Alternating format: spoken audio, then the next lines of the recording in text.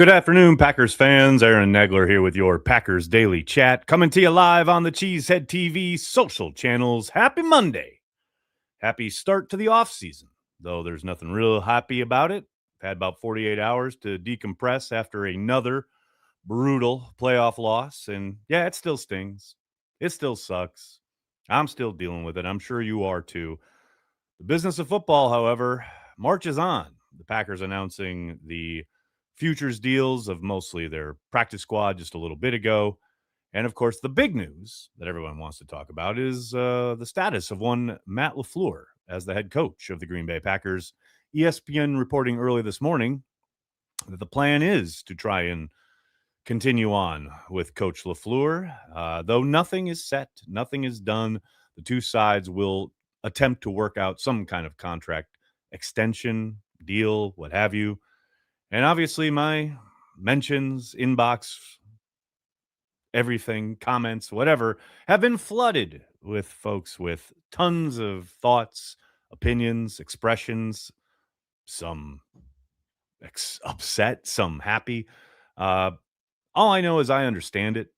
I get the idea of wanting to hopefully finish what you started with, Matt, and this idea when you moved past Aaron Rodgers, pulled the Band-Aid off, so to speak, went extremely young in a way that was pretty extreme, especially for a league where oftentimes teams will certainly, quote, go young, but with more often than not a mixture of veterans in the mix to go along with the youth movement. The Packers went pretty extreme to the end of getting rid of most of the long-term veterans that had been around with Rodgers, and then turned to their first-time starter, who obviously it had been the plan to go to Jordan Love. And I think if you're Ed Policy looking at the work LaFleur has done with Jordan Love and with a extremely young roster through the course of these past 3 years, I get it, especially after the trade for Micah Parsons and essentially telling the world that this was your window. This is you taking that big swing as an organization and then having it all fall apart there in Denver. Um, I get Ed Policy wanting to keep some stability and or continuity, especially on the offensive side of the ball. Clearly, things hanging in the air when it comes to the defensive side of the ball, especially with Jeff Hafley having upwards, I think now 5 interview requests. I haven't seen any of those interviews yet to be scheduled and or reported, but we do know teams have certainly been asking about him. So there obviously is going to be a little bit of trepidation and or kind of questions on the defensive side. But in a league where oftentimes offensive continuity is a harbinger of success, I understand Policy wanting, again, to continue on with Matt LaFleur. Now, that doesn't dismiss the complaints, the problems, the issues. Certainly, those are all very real and undoubtedly will be talked about all off season long. I very much am not looking forward to it, but I know it will be conversation. So, with all of that said, nothing is finalized yet, but you have to think there probably will be some kind of announcement here later this week. We'll see what transpires as far as the contract goes, what happens with Hafley. But for now, Green Bay looking to bring back or continue on with Matt LaFleur as their head coach. I'm sure no one will have any opinions on this. And I look forward to all your chats being about off-season moves and injuries and guys that talked in the locker room today, such as Micah Parsons and Tucker Kraft and Zach Tom. Man, the Zach Tom conversation was tough to listen to as far as, the injury he suffered in Denver and their treatment and hoping to get him back for a playoff spot, a playoff game. And that obviously didn't materialize. He will be having surgery and hopes to be back within 6 months, which would put him on the path to be ready for training camp. But you never really know. Hopefully that is the case. Tucker Kraft as well, talking very positively about his rehab so far, his recovery from an ACL, and, that fact that he seems to be on a good path.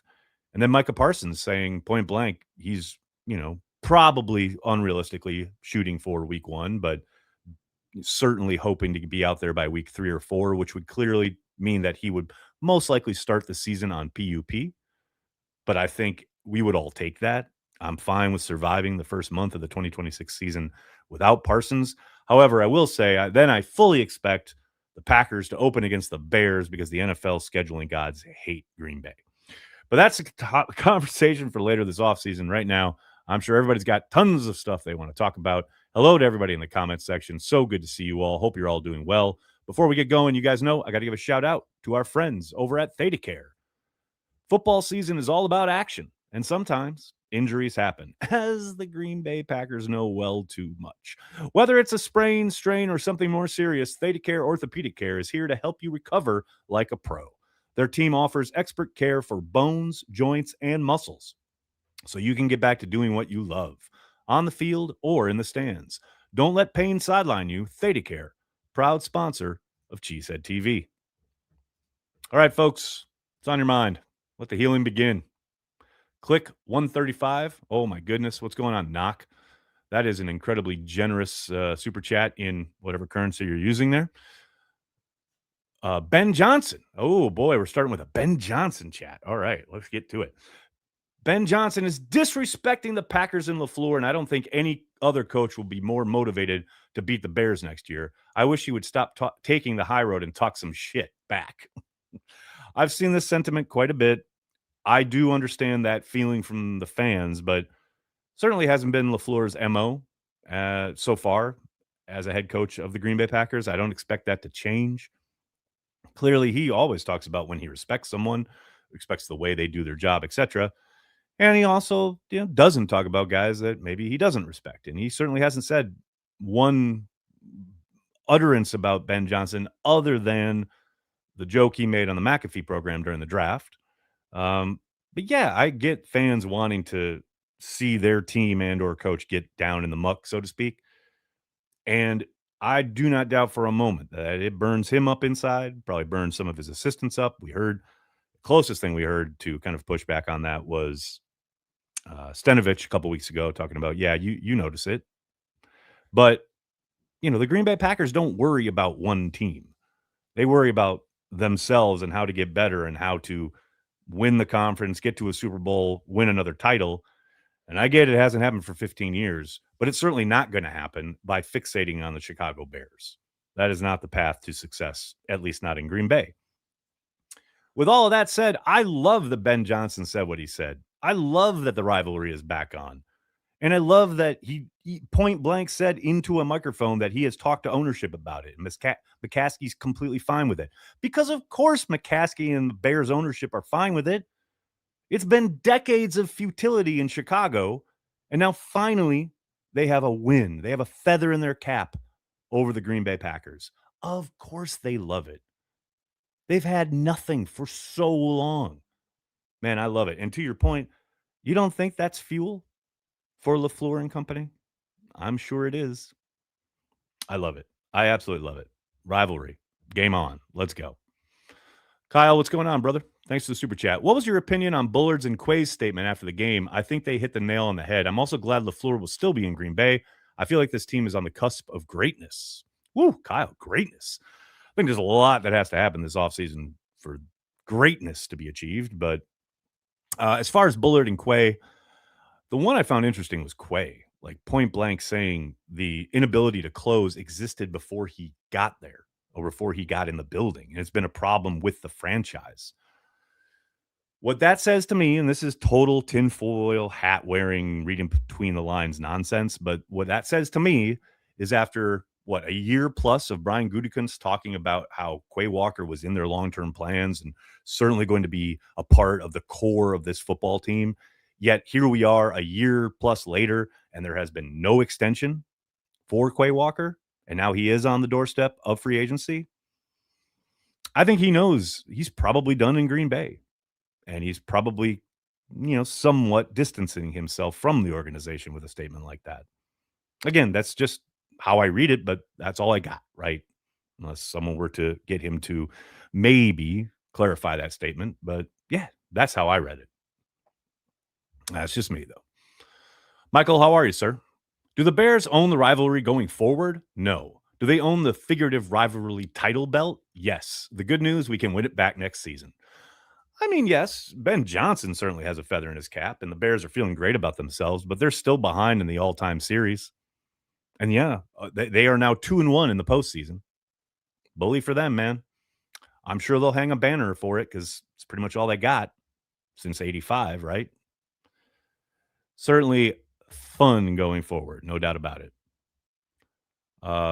Fernando, thank you so much for being Carry the G Club member. Really appreciate the support, especially heading into the offseason, where I understand lots of folks aren't quite as engaged and on board with content around the NFL in the offseason, though there is a ton of it. We will still be doing tons of content, both leading into free agency and the draft. And speaking of the draft, if you haven't checked out Newt's mock draft Mondays started today here on the Cheesehead TV YouTube channel. Make sure you check out Newt's stuff. Really good breakdowns of not just what the Packers need and he expects them to be looking at in the draft, but man, he's been breaking down position rankings, scouting reports for players, and it's just starting. Make sure you're engaging with that content. You will be smarter when the draft rolls around. Austin, how are you, sir? Nags, Green Bay needs some assholes on this team, some guys that'll get under the skin of opposing players. Go Pack Go. Love what you do, Nags. Thank you, Austin. I'm always kind of two minds here, and I don't disagree, but, getting under the skin, etc. Isn't that what Keyshawn Nixon does? It'd be nice if they were better at their jobs while doing it.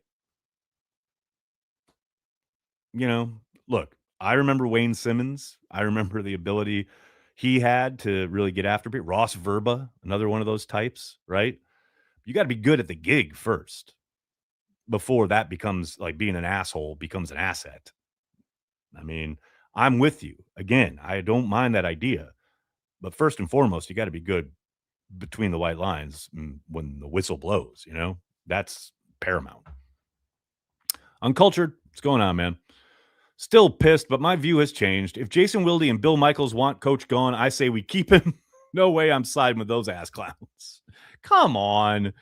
Neither Wilde nor Bill Michaels are, quote, ass clowns. Are they probably misguided in this instance? Somewhat. But look, if Wilde, and I haven't seen Wilde say that outright. Maybe he did somewhere. I'm not sure. I heard him this morning on the radio sounding very much like he was in support of keeping LaFleur around. But maybe I misheard or I missed something. But look, Bill Michaels has been doing this for 3 decades plus, right?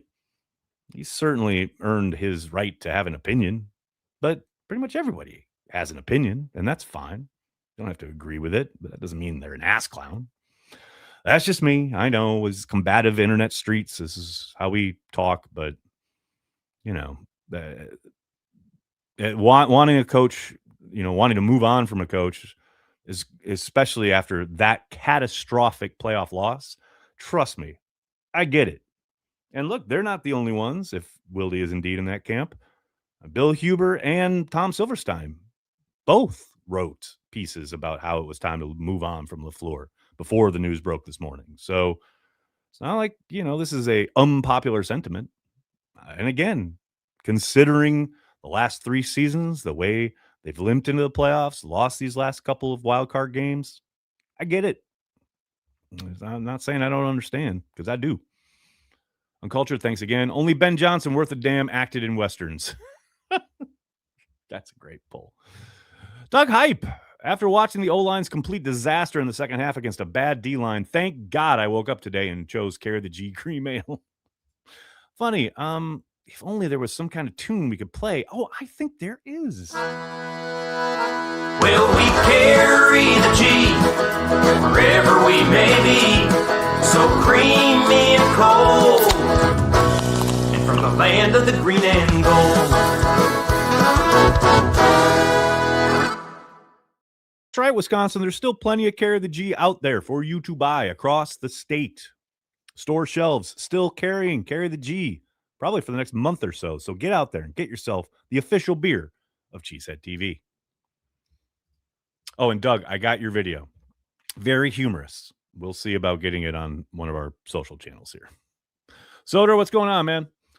Part of me thinks that when they imploded on the opening offensive series of the second half, both the Bears and the Packers knew what was coming next. Not confident that Matt LaFleur can fix it, but I have no say. Ultimately, that's the thing, right? We can bray all day on the outside, but ultimately that's all it is noise signifying nothing, right? And I know, yes, the fan owned thing, I get it. I understand. Certainly, fan sentiment is noted within 1265 Lombardi, but it's not driven by it, nor should it be. JL Packers, what's up? Nags, stumbling upon this page a few years ago was a godsend. It's been easy for me to tune out the pack during the offseason, but you have gotten me back into staying engaged with this team. Thank you, brother. Also, okay, that last part is unnecessary, but I appreciate it. I really appreciate the sentiments. It's kind of what I used to talk about when I first started at the Press Gazette, when they kind of created the role for me of kind of social/video person on the beat. Man, it's not hard to find Packers fans ready to talk Packers throughout the calendar, right? Like just because it's not football season, there are plenty of people always all around the globe that are ready to talk some Packers. And you're always welcome to come here to CHTV and do it pretty much every day throughout the off season, at least Monday through Friday, you know. And look, I encourage everyone to join the Patreon group or become a Care of the G Club member and join us on Happy Hour every week. Our next kind of get together is tomorrow night. I'm sure it will be a lively session. But like this past off season, we did plenty of film watching. We watched a couple old Packers games together. Always fun and engaging throughout what is the longest off season in professional sports. We try to keep you talking and having a great time, even when the Packers aren't playing. H. Carrington, how are you, man? 4 of our last 5 playoff losses saw our best offensive line either inactive or unable to finish the game, and the other one was last year when Elton played 4 snaps. Yeah, that's something I talked about with Andy Herman today on the final Let's Talk Football episode of the season, which I highly encourage everyone to check out. But yeah, to me, that's the story of the entire season, not just this game. But you're certainly correct that once Zach Tom was unable to go, things got exponentially more difficult for the Packers. And I'm sure most of you have probably seen the clip where Jordan should have had a very dramatic and for the ages touchdown pass to win the game to Christian Watson. They're right. I think second to last play of the game. But in that clip, you see almost all of the offensive line issues laid bare in one play, right? There's little doubt that that is going to have to be a focal point yet again this offseason because, man, every disappointment on the offensive side of the ball in the 2025 Packers season can mostly, not completely, but mostly be traced back to a substandard O-line. I mean, I always talk about it, and I know probably longtime viewers and listeners probably roll their eyes and get sick of this, but it is 1,000,000,000% true. And if anything, this season that we just concluded drove it home more than anything. The offensive line is the engine of your offense. And if it doesn't work, or if it's busted, or if there is even one part that doesn't kind of play up to the standard, you're in a lot of trouble. And it's real difficult. And the fact that the Packers were as productive as they were this season offensively, even with the very inconsistent play up front, is a feather in Matt LaFleur's cap. And I know no one wants to acknowledge that on a day where everyone wants him fired or whatever, but that is, again, one of the considerations that policy is probably taking in that even with this offensive line that was completely shambolic for much of the year, they're scoring plenty of points, enough points to win games more often than not. It's got to get fixed this offseason, though. It is certainly something they're going to, maybe not take a deep dive on because I think it's pretty apparent, but the offensive line play across the board has to be better in 2026. Don Vito, what's up? Welcome to the Packer fan base civil war. Matt LaFleur, keep or let go. Let me be clear. I am firmly in the camp of keep and extension. It's good to see everybody declaring themselves here from the onset. And look, it doesn't have to be civil war. I understand there is a very loud minority, although I feel like their numbers are growing, Packers fan section that wants to move on from LaFleur. I'm pretty sure my father is in that camp, but Like I said at the top, I understand the Packers wanting to keep some continuity. I do like it.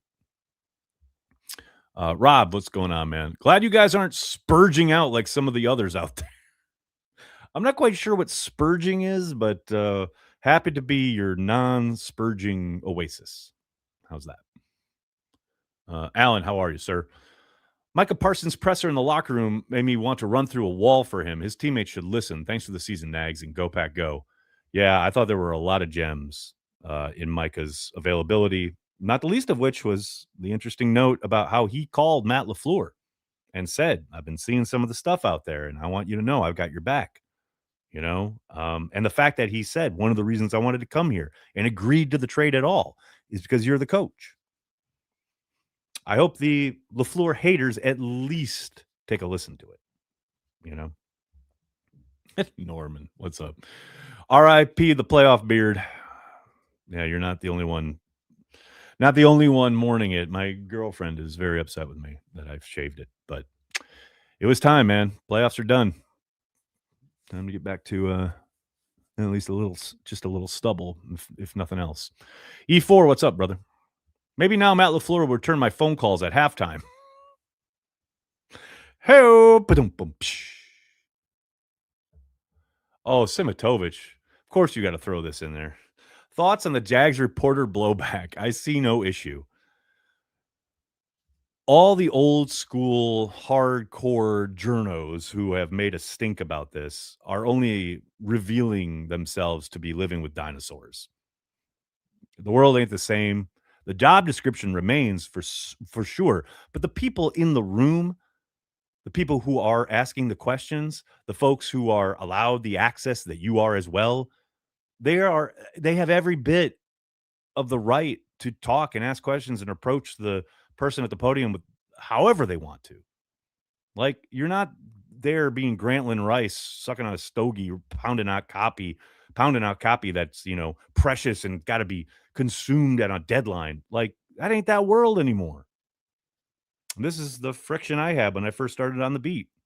The consumption of news is totally different. The consumption of content itself is in another world from when the hardened old rules of journalism still applied. And that doesn't mean that there aren't still real fucking journalists out there. There certainly are. But the space you're occupying is in relation to a very different world and a very different public. And that woman commending Liam Cohen for 30 seconds isn't going to make you miss your deadline, isn't going to fuck up your ability to ask coach a different question. Plus, here's the other part. My favorite concept is like, oh, she's taking precious time from someone who wants to ask a real question. Have you heard the fucking questions that are asked in 90% of NFL press conference? How does it feel? How did it feel when? Shut the fuck up. You want to ask a real football question, I'm all for it, but 90% of the shit is drivel anyway. I got no issue with a woman asking or telling the coach he's done a great job his first year in the building. How did it feel when? What was the mindset of? Shut up. Ask an actual question, and then maybe we can talk. Doug Hype, what's up, man? Hearing players talk about how much they believe in LaFleur makes sense. If they had a decent O-line, the offense would be unstoppable. Keyword, if. Yeah, again, as we just talked about, big part of this offseason. Brockman, how are you? The universe was trying to spare my sanity. Just before the last missed field goal, the power at my house went out. The universe was saying, bro, don't watch. Trust us. Are we eating McManus's contract cap-wise? Certainly a possibility there on that last part. I don't think it's a foregone conclusion that they move on. I think he was lights out this past summer. We all kind of saw the reports. I was there, blah, blah, blah. And he was phenomenal. And he was good early in the season prior to getting hurt. And then he got hurt. And we all know the clown car thing that kind of followed it with Iversack and all of the up, down, whatever. But, man, that is a tough performance to come back from if you are a kicker. You have one job. I understand Matt LaFleur getting heat, but there are many levels to what he's dealing with and juggling. McManus has to kick, make his kicks. That's it. That's the job description. That is all that's asked of him. And in the biggest moment of the season, his misses directly led to the Packers being at home. So maybe Goody moves on there. But I don't again, I don't think it's a foregone conclusion. We'll see what transpires here over the course of the next couple weeks. Don Vito, what's up? Also, the offseason clickbait articles have begun. Fucking gross. On the one hand, yes, you're not wrong. It's annoying as hell. But also on the other hand, people got to pay bills, and I understand that as someone who owns an entity, co-owns an entity that is, kept afloat by the fact that people click. All that to say, just keep scrolling if you don't like it. It ain't difficult. Pac-Man, what's up? Matt needs his get back against Johnson. Go Pack, go. Dude, it's going to be glorious. The next Packers-Bears game in Lambeau, baby. I may have to go to that one as a fan and just sit in the stands so I can, bray for blood. It's going to be fun. Joe, what's going on, man? Listening to Kraft and Parsons made me wonder if Packers miss their leadership and example almost as much as their play on the field. Certainly something to be said for guys that, lead the way both by their play, but also what they're saying, what they're doing in the locker room, etc. Yeah, I don't doubt that is a bit of a vacuum, especially, Tucker has been around, but certainly not in like most of the meetings, I don't think, and things of that nature. I don't doubt that there's a component there. That's probably true. Joe, what's up? 208 days till family night. Size. That means it's 208 days to Mile of Music. Let's look at it that way. Come on. That's something to look forward to. Let's go. Marshall Duke, how are you? Do you think Matt's second half approach is him overthinking things by changing what is working, trying to jump the gun on the opposition, adjusting? I don't know if I'd go that far. I mean, look, you can get frustrated by the fact that they couldn't run the ball. They didn't have a gain over a yard the entire second half, which is insanity. But he came out trying to push the ball downfield, tried to hit Luke Musgrave on a chunk play up the right side. But, the Bears did adjust and change their approach, and they sent cat blitz there on the very first play, and they continued to send blitzes pretty much throughout the start, especially of the second half. And the Packers protection unit just was not up to the task. So I don't know if he was overthinking things. I think, when they changed their approach and Matt started to buckle in and go, okay, I'm going to run the ball, they couldn't run the ball. And they did, again, finally figure it out with that drive that that culminated in the touchdown to Golden. But, I mean, sometimes you just got to tip your cap. It's not the first time that Dennis Allen has gotten the best of Matt LaFleur. Look no further than the first 3 quarters of that game against the Saints, the first home start as a starter for Jordan Love. So, yeah, I don't know if I'd call it overthinking. I think Dennis Allen just did a really good job there, especially the third quarter. E4, what's up, man? Used to be sad because I had no shoes. Then I met a man who had no class. Talking about you, Ben Johnson. You guys are on one. Mimsy, what's going on? Isn't expecting Matt to be a better game manager the definition of insanity? He was on the Falcons 21-3 staff. Is he self-aware to see his tendencies? I think very much so on that last part. But I love that people keep tying Matt to the Falcons meltdown in the game, the Super Bowl against the Patriots, while also praising Kyle Shanahan, who literally was the play caller in the meltdown against the Falcons or against the Patriots. Sorry. Like, Matt's tie to that game is so minimal, yet people want to pump that up. Like, look, you're not wrong. They were leading how many games this year by double digits in the fourth quarter and lost, right? Certainly that's something he's going to take a look at this offseason. It has to be. There's no way they don't. But yeah, the Falcons Patriots Super Bowl, he was the quarterback's coach. He wasn't calling the plays. Like, give me a break there. Simitovich. Nixon said he met his goals for the year. What? He played the full season. That's the only thing I can think he's talking about right there.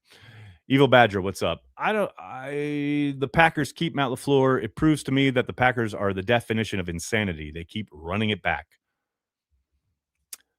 I know it feels very frustrating after the loss and after lots of the frustrating losses this year. But I also know Bill Walsh said most NFL coaches have a shelf life of 10 years. Matt's at 7. If they hit 10 and they haven't won the Super Bowl, they'll probably move on.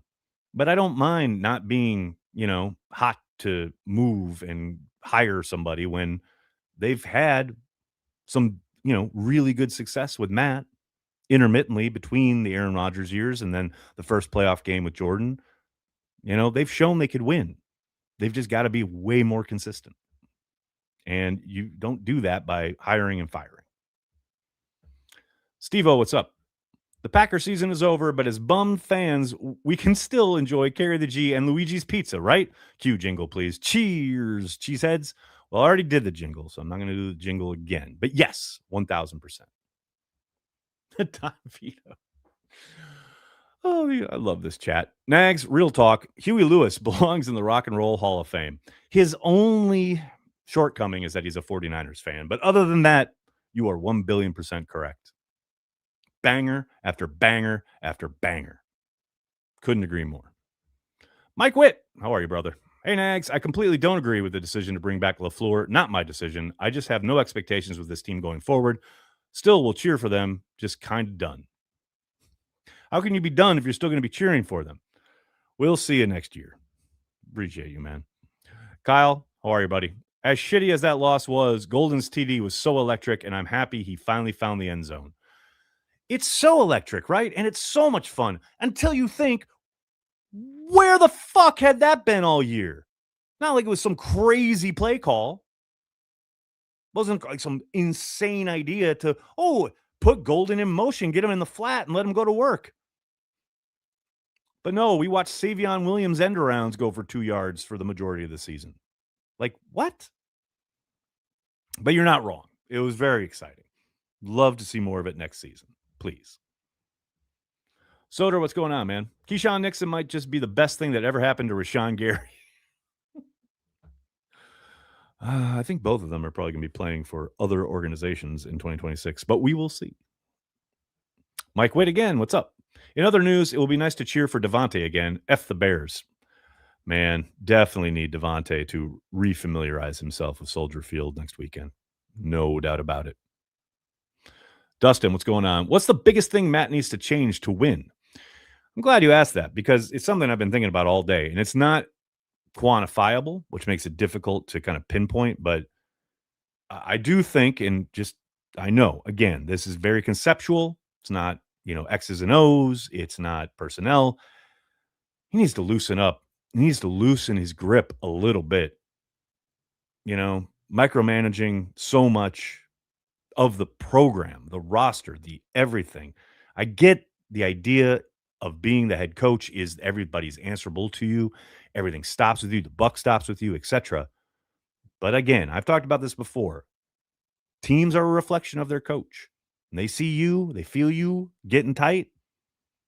They get tight and they play tight. And their reaction is tight. He just needs to loosen up a little bit. I think if he does, they win 12, 13 games. I don't think it's much more than that. I really don't. He knows the game backward and forward. He knows more X's and O's than most. He's better at X's and O's than most. He's got a good defensive coordinator. If Halfley moves on, hopefully he'll find another one. But more than anything, loosen the fuck up, man. That's it. I think it's pretty simple. E4, what's going on?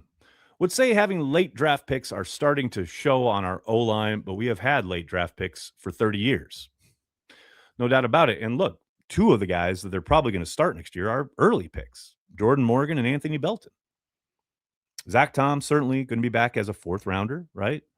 I think definitely suspect that they will draft a center. That's just guesswork on my part. But yeah, they got to be better as far as identifying and developing that talent. It's something they've been phenomenal at for decades. Certainly need to recalibrate there. Jesse, what's up? I'll never understand why Malik was treated purely as a backup quarterback when he was clearly an offensive weapon who could come in and change up for some plays/drives. For the majority of the season, I get you, man. But, Matt was asked about that. on Sunday, and he point blank said, if Malik were going to enter the game, it would be strictly as a drop back passer because he was dealing with a number of different injuries from his shoulder to his hamstring, etc. So as much as they would have maybe listened to the idea of utilizing Malik's legs and utilizing him in, say, goal line situations or red zone, whatever, he wasn't physically great. He was there as the backup and could come in and play quarterback, but apparently like that, he was pretty damn banged up, right? But drawing back season wide, I don't disagree, man. And I understand Matt's saying that, you don't want to take Jordan Love off the field. Completely understand it. But it does feel like, yeah, Malik is a bit of an asset, and why not try to utilize it, right? I hear you there. Taymor, what's up? What staffing changes do you predict? I think there's a decent chance that Luke Butkus is bid adieu. I think Duggan, the linebackers coach, is a possibility that he moves on. I think so much of it clearly depends on the Halfley situation, right? Maybe there's a few more changes on the offensive side, but I think more often than not, it's going to depend on what happens with Halfley. Keith, what's up? F the Bears and F Ben Johnson. War is declared. I mean, if Ben can say it, I can say it, right? Fuck the Bears and fuck Ben Johnson. There, you don't need to censor yourself here. It's all good. We're all grown-ups. The man, what's up? After such a loss, I think it should light a fire under Matt where he can become more of a disciplinarian without coming off as a fake tough. More of a disciplinarian. I don't understand that. I think he's too much of a disciplinarian. This is what I'm talking about. He's too tight. His team is tight. They had the skirmish in camp this past summer. He made Rasheed Walker run a lap. What is this, high school? I don't know, man. I don't think leaning into disciplinarian is the answer. That's just me. But these are grown-ass men. They're professionals, It's not high school. It's not college. Brian, what's up? This is a reach, but almost thought Caleb purposely walked into Sorrell. Was hoping he'd get an embellishment penalty. Possibly. I don't really have an opinion. I do think Caleb Williams is talented as hell, and the big fourth down that certainly Bears fans are repeatedly playing and really oohing and eyeing over for good reason. It's an amazing play, but it is a perfect example of what I was talking about last week. You guys remember I said the key when it comes to defending Williams, you have got to plaster. There's not a moment from the snap of the ball to the whistle that ends the play. You have got to plaster. Nixon doesn't plaster. Completion. Bears still have life. There's a direct straight line there. Eric, what's going on? I even thought Matt LaFleur should go, but when all the core players on your team speak highly of him, don't fuck with the chemistry. I get it, but new staff, definitely. Yeah, I think it does go a long way when you hear from especially the top kind of echelon of the locker room, right? No doubt about it. Coin 42, loved hearing Parsons calling out players' effort. I mean, could be a direct line to Rashawn Gary. There's certainly been enough tape now of him kind of jogging half-ass at the end of plays. But I don't think it's limited to him. I do think, got to get after it 90, 100 miles an hour each and every play. That should be the standard. And it kind of is what we saw those first 2 weeks, the first 2 games. And that kind of dissipated throughout the season. FJL, what's up? Shout out Kennard for that hilarious run after the catch. Future goal line back. Maybe in a blocking capacity. I don't know if they'll ever give him the ball again, considering how far that fumble went. But yeah, I don't disagree. It was hilarious. Ralph, what's going on, man? Very least some of this staff better be gone. Or what? You're going to stop watching? I always love these like ultimatums on the internet. I'm not saying that you're not, 100% onto something as far as there probably going to be some staff changes, but they better be gone. Or what, Ralph? What's going to happen? I mean, look, how about they get some more talented players for said staff to work with? It's hard to get too crazy about, say, I don't know, the secondary coaches when they're being given Carrington Valentine and Keyshawn Nixon as their starters. That's just me. Coach Richie, thank you for the super sticker. Appreciate you. Amy, how are you? Golden, where the fuck was that all year t-shirt? Everybody's got ideas for t-shirts. I do appreciate it. Mike Witt, what's up? Johnson doesn't talk junk to KOC or Campbell because, unlike LaFleur, he actually respects those two coaches. Cool. What about all the coaches that Matt LaFleur respects? And he doesn't have to go out of his way to denigrate guys he doesn't. I know which side I prefer. That's just me. Travis, what's up, man? I'm sure all the Bears still suck chants was top of Bears bulletin board. Carmo has a way of humbling arrogance, and everyone involved can do better in 2026. Oh, make no mistake. The Bears still suck. Come on now. They're the Bears. What have they won since 1985? One playoff game? Well done, boys and girls. Against the Packers, I mean, obviously. I mean, don't get it twisted. The Bears still suck. Come on. Istro Martins? I don't know how to pronounce that. Sorry. Tough loss. Watched with Dad, and he couldn't believe his eyes. Say hello to Brazil. Go, Pack, go. No matter what. What's up, Brazil? Yeah, tough loss. And yeah, my dad had a pretty similar reaction. Let's put it that way. Lucas, what's up? Got to imagine Steno is gone. If LaFleur stays, it'll probably be a Tampa-like house cleaning. I think there will be changes, but I don't know if it'd be at that extent. I know they've done a whole lot of maneuvering there on Todd Bowles' staff. I don't know about Steno. You know, that was one of LaFleur's earliest, most key hires. So I know everybody on the outside wants, to talk about Steno needing to go.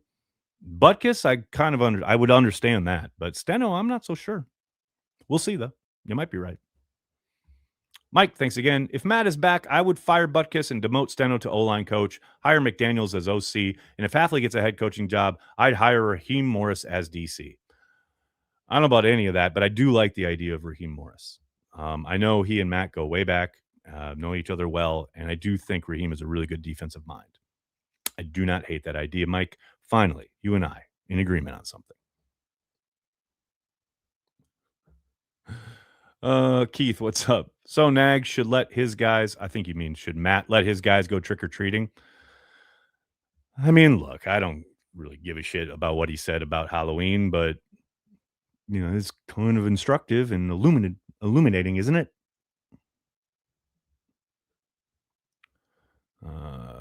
Evan, what's going on? Aaron, do you think Schefter's report that the Packers are, quote, trying to work out a deal, that there are conditions that have to be met, like OC and special teams coordinator? Not necessarily. I think it's much more about money. It's going to be, what is the market rate? What are other head coaches making? Look, Matt is way underpaid for his position in the NFL, comparative to his peers especially. No Packers fan wants to hear that after that loss in particular, but it is the truth. It's like back in the day when Aaron Rodgers was making less money than like Mark Sanchez, At some point you got to pay market rate.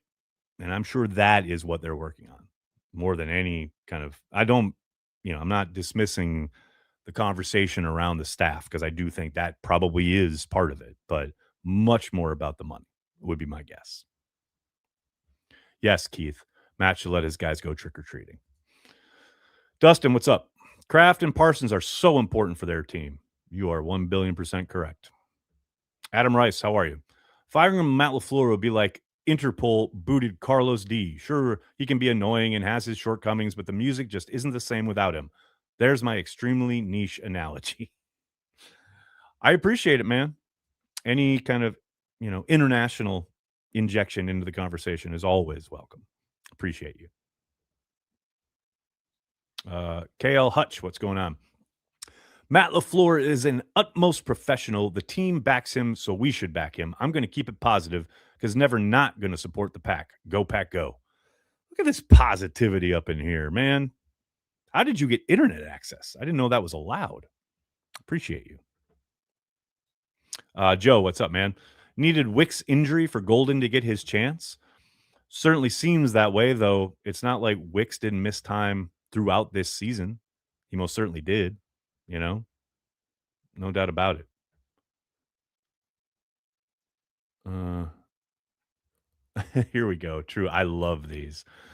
I'm more suggesting that Nagler isn't just going to come on here and badmouth the organization. That will diminish any chances of getting guests like Goody or whoever in the future. Dog, I've been doing this since 2007. You think I haven't said or been critical of the organization for 18 years? My guy, go outside. Feel the wind on your face. Give me a break. Please come in here with some actual factual stuff rather than your guessing nonsense. What else we got here, folks? Oh, it's just amazing how many times special teams has bit us in the ass in the playoffs. Man, there's certainly something to be said for the conversation around Rich Bisaccia, and I do think that is going to be one of the pieces of conversation that Matt and Ed and everybody involved is going to be are going to be having, because we know through reporting that there was a possibility that Rich was going to retire last offseason. That didn't happen. They extended his contract by a year. Um, but yeah, man, and I said this to Andy earlier today, and I'll say it here.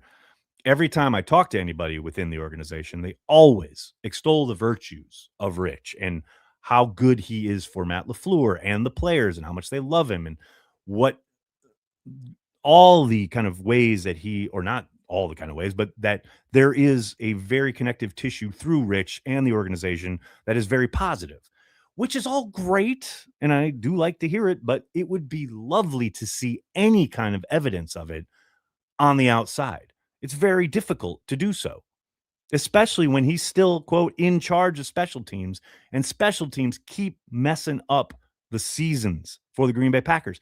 And no, Rich can't make the kicks.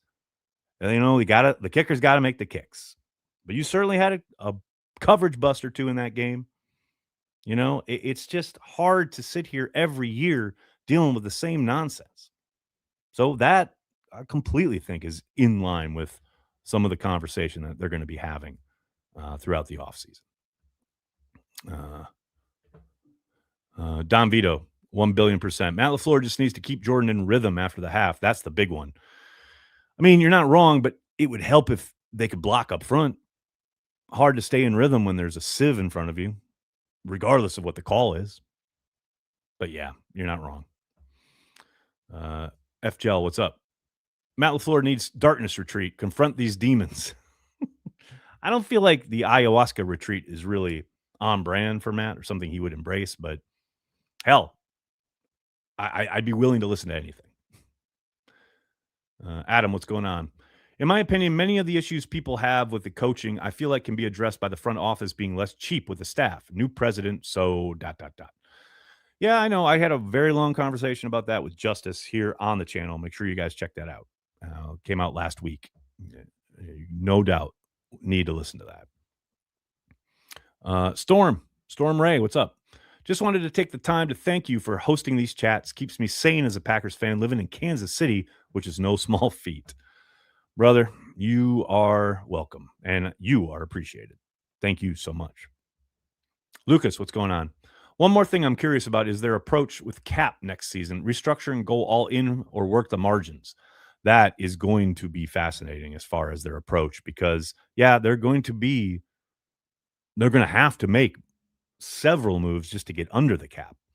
And then as far as trying to maneuver and possibly sign free agents, what have you, to your point, do they view it as, okay, we've got this 2-year window before Micah Parsons his contract becomes a real issue? So do we go all in, kick the can again like they did at the end of Rodgers' tenure? That's a possibility, right? Who knows? And who knows how much the cap goes up each year, et cetera. So, yes, we know there's very, some moves you can point to that are highly likely, right? Like moving on from Elton Jenkins, moving on from Rashawn Gary, letting guys like Sean Ryan, Romeo Dobbs, etc., walk out the door and not pay them, etc. Like, I get that there are the moves that are somewhat obvious are pretty much set. It's what are they going to do as far as talent acquisition outside of, rounds 2 through 7 in the draft. I am fascinated to see how Goody and company approach that. Mike, what's up, man? Nags, you always say this is entertainment. However, I have not been very entertained the last 5 weeks. Well, yes, true, but you also entered the start of the game not knowing who was going to win or going to lose. You had to watch it play out. You're supposed to enjoy the games. That's why I always say when people are bitching in the first quarter or after one drive, our defense sucks, and then the defense gets a turnover on the next drive. So you got to let it play out. That's the entertaining part, or it's supposed to be. But people, again, I also always say, people want to make every play a referendum. If you exist that way, you're going to be miserable. Again, this is just how I approach it. I get it. Your mileage may vary. Nick, what's up? Holy smokes, 50 minutes? What have you all been talking about? Depeche Mode, mostly, but some Packers stuff in there as well. All right, everybody, I do have to get going. Cannot thank you enough for hanging out, talking Packers each and every day, Monday through Friday, right here on the Cheesehead TV social channels. Please do me a monster favor and hit like on the video, subscribe to the channel, and then tell your friends and tell your family. Cheesehead TV, we are devoted to Green Bay Packers fans worldwide. Thanks a lot, everybody. Have a great night. Go Pack Go.